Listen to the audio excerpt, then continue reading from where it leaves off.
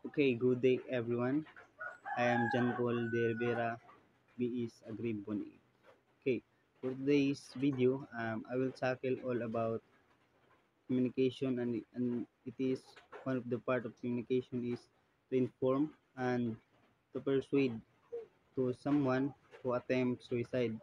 Okay, for this video, I will inform and to persuade you by one of I write this.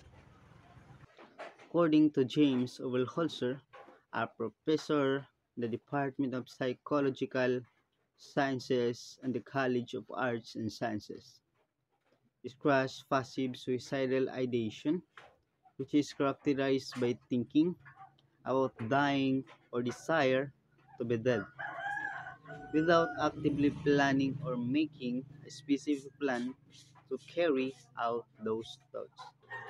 Passive suicidal ideation is when someone thinks about or wishes for death without actually planning to end their life.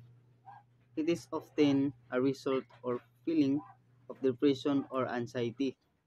Many people who live with chronic mood disorders may become passive suicidal several times throughout their lives. Everyone who has passive suicidal thoughts experiencing them differently because might they dream about dying in an accident or passing away in their sleep. Others might have recurring thoughts that they wish they didn't exist.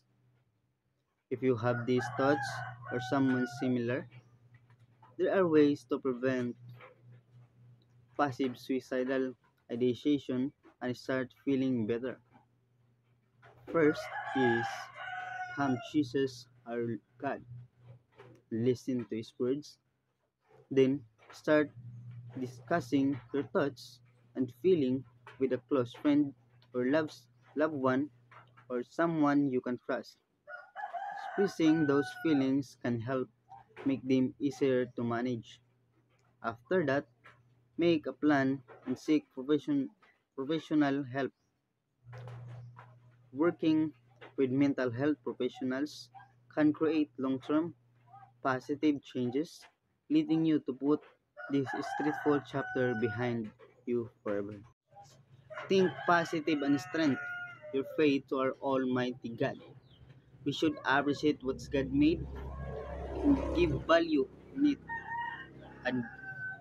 and be the most important of all is let's not lead what God said for our lives because we owe our lives from Him.